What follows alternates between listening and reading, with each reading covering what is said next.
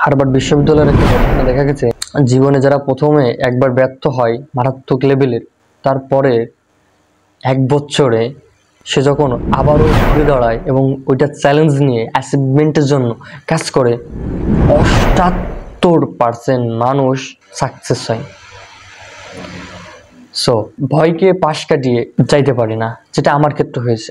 But আমি মনের বড় সুযোগগুলো সবসময় দরজা ধাক্কা দিয়ে আসেন, কখনো কখনো সেটা ফিসফিস করে, শুধু সাহসীরাই সেটা শুনতে পারে। আমাদের জীবনে প্রায় 95% মানুষই সম্ভাবনার দরজা খোলা থাকার পরেও সেটাকে আওয়াজ বা ডিস্টার্ব অসহ্য বলে এড়িয়ে চলে। কেন?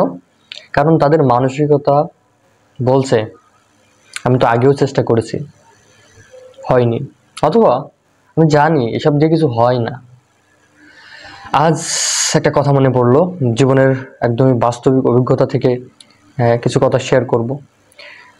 যে অ্যাকচুয়ালি আমি কিভাবে ব্যর্থ হয়েছি আমার লাইফে, বা কি ব্যর্থ হয়েছি, বর্তমানে কোন স্টেজে আছি বা কোন স্টেজে যেতে চাচ্ছি, বা ওই স্টেজে ব্যর্থতাগুলো কি কি হয়েছিল, তার থেকে বেশি আমি যেটা আপনাদেরকে বলবো, ব্যর্থতার সময় আমার মুভমেন্টটা কী ছিল এবং আমি আসলে কি চিন্তা করছিলাম, বা একজন ব্যর্থ মানুষ কি চিন্তা করে এবং সাকসেস মানুষ কি চিন্তা করে, তাদের ডিফারেন্সটা কোন জায়গায় অ্যাকচুয়ালি অত্যন্ত গুরুত্বপূর্ণ, মূল্যবান হতে যাচ্ছে।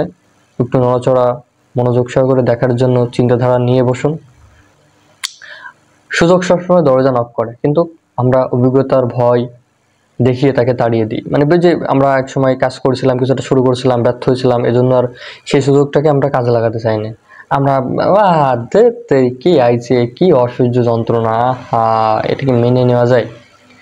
আমরা সবসময় প্রায়ই বলি, হ্যাঁ অনেক কিছুই করেছি, কিছুই হয়নি, ওইসব আমার কুড়ি কুড়ি একদম ওর বসে আছে, এসব দিয়ে কিছু হয় না।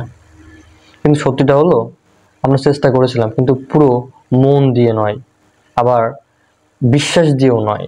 এবং ওই চেষ্টা এবং বিশ্বাসের সাথে সাথে আমাদের ওই জায়গাটার স্কিলও ছিল না। আমরা যেটা অ্যাচিভমেন্ট করবো ওটার স্কিলও ছিল না। তার পাশাপাশি আমরা হয়তো নিজেকে বিশ্বাস করিনি, অন্যকে বিশ্বাস করেছি, এবং তখনই ধরাটা খাইছি, তখনই কোনো না কোনো লস বা সমস্যার সম্মুখীন হয়েছি। শুধু যেন দায়িত্ব পালন করার মতন, যে ডিউটি আছে সেটা পালন করার মতন সেটাই করেছে, আর তাই ফলও পাইনি। সোজা কথা, আজ আমরা স্বীকার করছি, মানে এই জিনিসটা আমার সাথে হয়েছে। আমি যে আপনাদের বলছি ব্যাপারটা তা না, এটা আমার সাথে হয়েছে।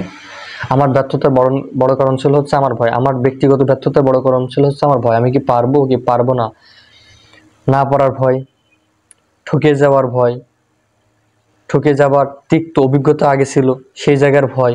এটা আপনারও আছে, বা যারা ব্যর্থ হয় বা সাকসেস হয় তাদের সবারই থাকে, ঠিক আছে?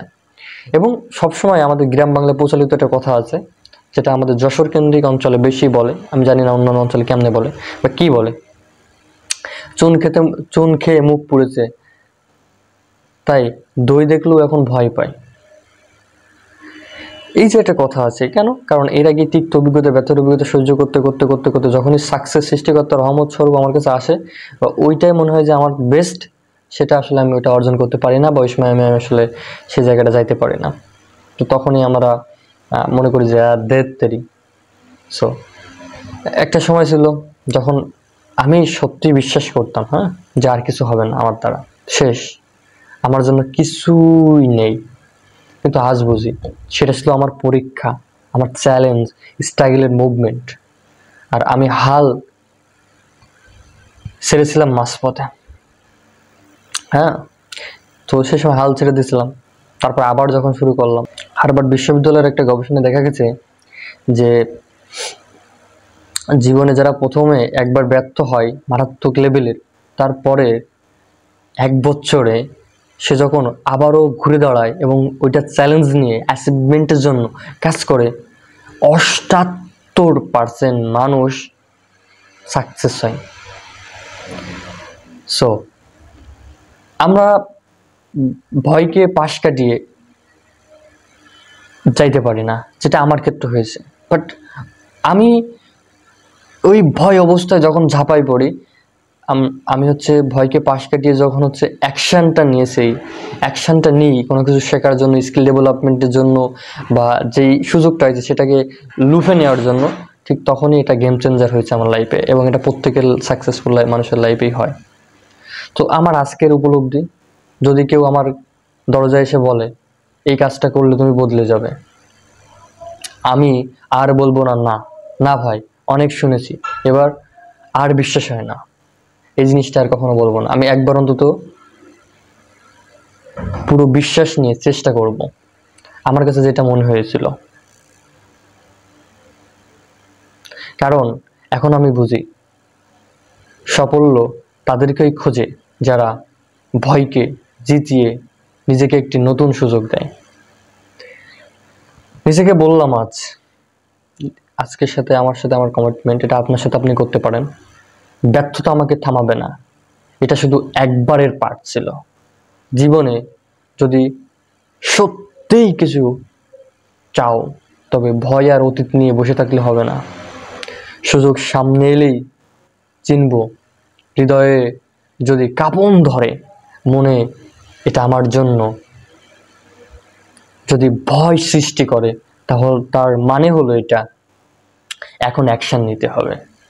এবং আজকে যখন আমি গত ওই স্টেজে ছিলাম, তখন আমার যে কমিটমেন্ট ছিল, এবং আজকেও যে আমার কমিটমেন্টটা, সেটা আমি নিজেকে নিজে প্রতিশ্রুতি দিচ্ছি, এটা আপনি আপনার জায়গা থেকে দিতে পারেন। আপনার কাজ এখন যেটা হবে, ভয় নয়, এবার আমি সাহস নিয়ে এগোবো। নতুন কিছু এলে বলবো না আর না, বরং জিজ্ঞাসা করবো এই সুযোগকে